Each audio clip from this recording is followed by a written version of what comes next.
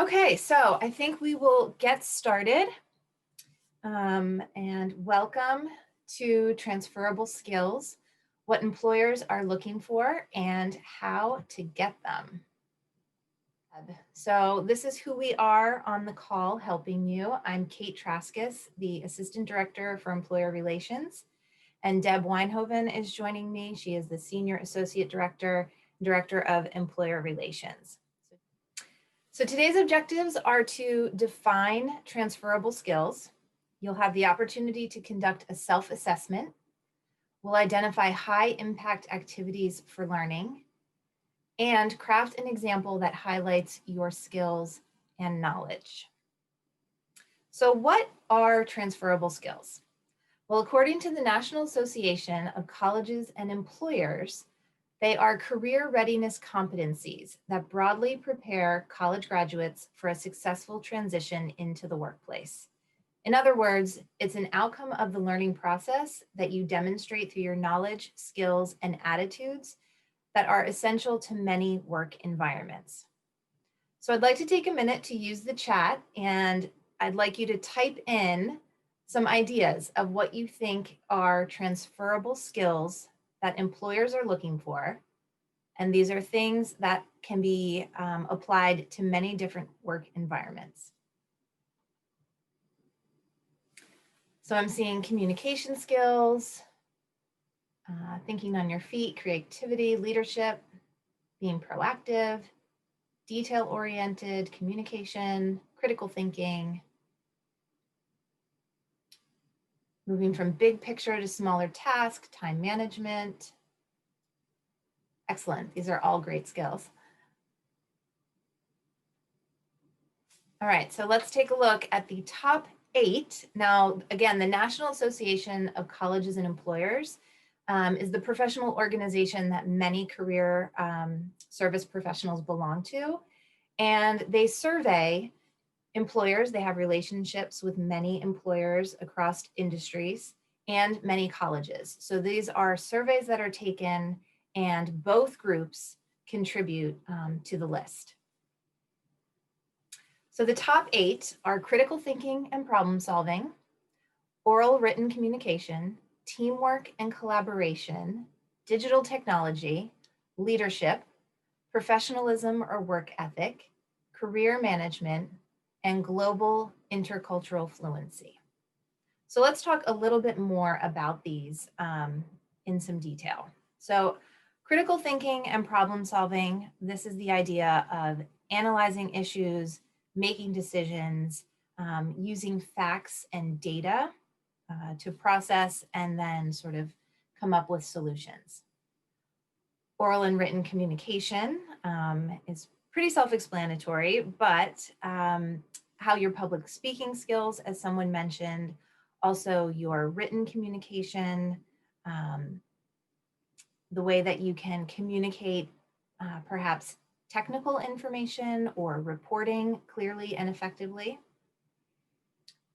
Teamwork, we talk a lot about collaboration and teamwork, and this is a place where you can apply problem solving, often in managing conflict or negotiation, working across different team members' viewpoints to come to some collaborative solutions. Digital technology, as we have seen more recently, is very important as you think about how you can solve problems and complete tasks and accomplish goals using and leveraging technology. Leadership is a strength that we see around achieving common goals, using your interpersonal skills to coach and develop others, and also access to managing your personal, your emotions and your empathetic skills towards others. Professionalism is often demonstrated through being accountable for your actions, having effective work habits, so things like time management, giving and receiving feedback is part of this. Career management is a little bit different. So when we talk about career management, this is how you are able to identify and articulate your own skills and strengths and knowledge. What career goals you have. Have you thought about your professional pathway and your growth and steps that get you along your path? And then global intercultural fluency is about value and respect and learning from diverse cultures or cultural contexts that might be different than your own. So how do you demonstrate openness, inclusivity, and again, multiple perspective taking? So out of the 8, the most recent survey results have demonstrated that these are the top 4: critical thinking, problem solving, teamwork, professionalism, and communication. So I'd like you all to take a minute to do a quick self-assessment. Looking at these competencies or transferable skills, I want you to think about, is this something I need to develop, something I'm currently developing, or something I feel like I am doing really well and excelling in? And then how might I develop this competency? What are some ways that you think you could really focus on and work towards gaining more skills in this area? So you might get out a piece of paper and sort of write some of these down. You might do this as a mental checklist, but really go through each one and think, where are you and where do you want to be and how might you get there?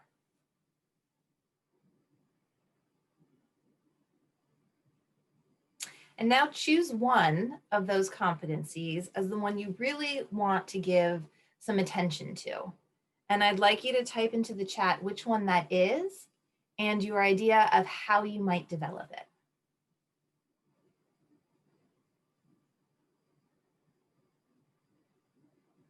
So far I'm seeing technology coming through as something of how to focus on gaining more skills in that area using different platforms. You've got communication, leadership and teamwork,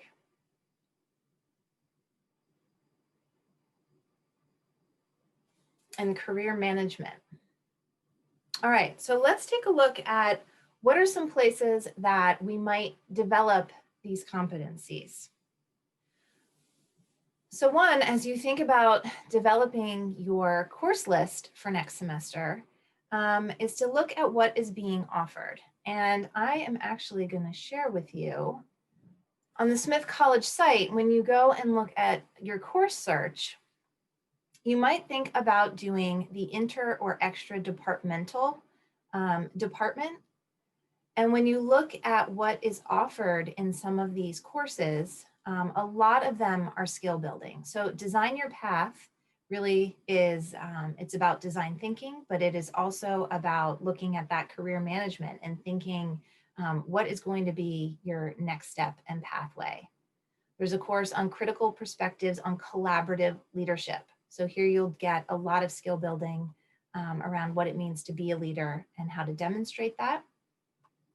Another action-based design for leaders, quantitative skills, effective speaking. So here's some in communication. So these, again, I think are open across majors and might be a really interesting addition to your coursework. Oops, I'm gonna head back just one. Okay, student organizations and clubs. Probably many of you are already doing this. Internships, we often think about, oh, this is the best way to gain experience. I'll go out and do an internship. But have you also thought that your student employment or your work study is another place of professionalism that you can develop? This, demonstrates your work ethic and your time management. Volunteer roles are equally as important. We're not just prioritizing opportunities where you are paid, but there are other places where you can develop many of these skills.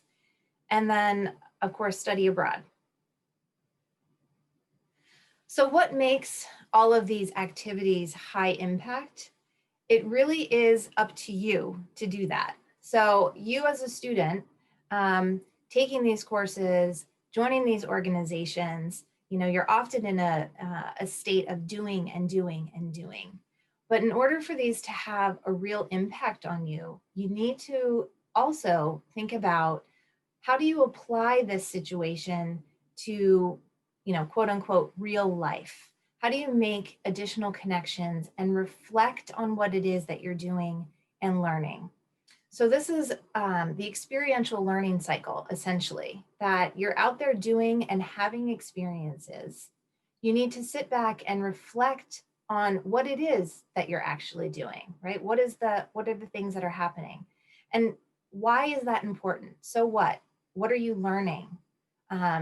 What are you developing a deeper understanding for? And then how might you integrate and apply that to your next activity or your next experience?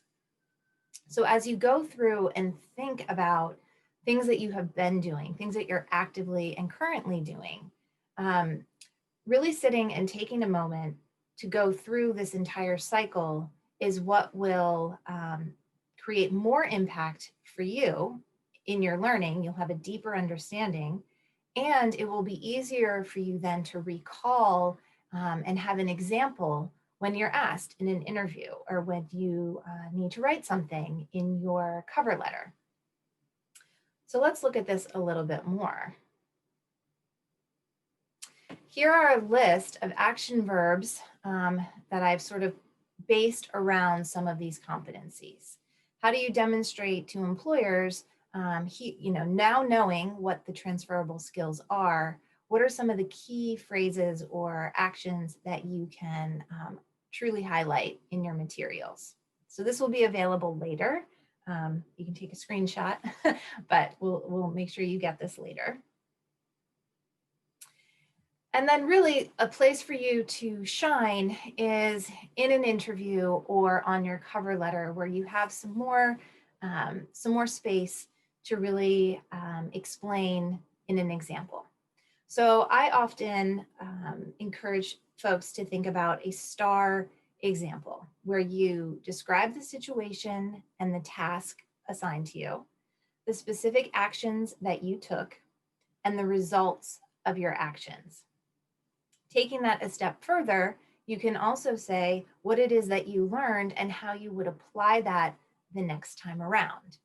So in that way, you really are making your way around the entire experiential learning cycle. So I would like you to sit for a moment. Think about that list of high impact activities. Think about the skill that you are cultivating. And is there a STAR example that comes to mind? And maybe just jot down in a sort of outline form, situation, task, action, result.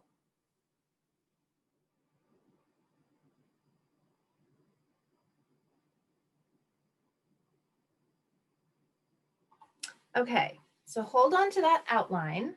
I'm going to share an additional example. So imagine, as a marketing and public relations manager for the Smith College a cappella group, the Smith and Poofs, I was tasked to grow our social media following. After reviewing our engagement data, I decided to focus more content in our Instagram stories that included a call to action. For example, click here to purchase tickets. My marketing efforts and knowledge of the college age audience achieved a 10% increase in concert ticket and CD sales. This result affirmed my efforts and is a strategy I will apply in the future. So this example is something that you can use in your cover letter. If this person is applying to marketing and PR roles, perhaps they get this question in an interview, tell me about a time. So this is the kind of thing that, again, as you think about what activities you're in and how you can really focus on some of these critical transferable skills in a way that steps through and demonstrates your actions, your thinking, your learning through the process. So I am going to stop sharing for a minute, and I welcome anybody, if you'd like to turn your video back on and maybe share an example or walk us through just your outline.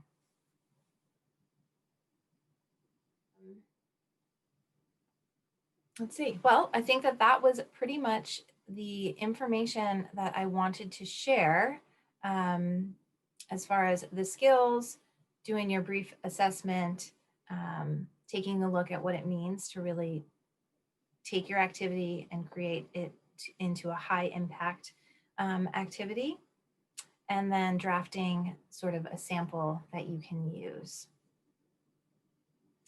Deb or Patty or Jason, anyone else who's on the call that wanted to, from the Lazarus Center, add or share any additional information?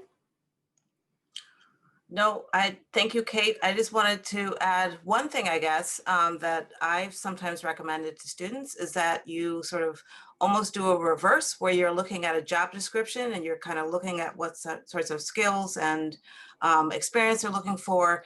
And then I might look back to my own experience and start to craft that narrative that Kate was talking about. So there's two approaches to this process.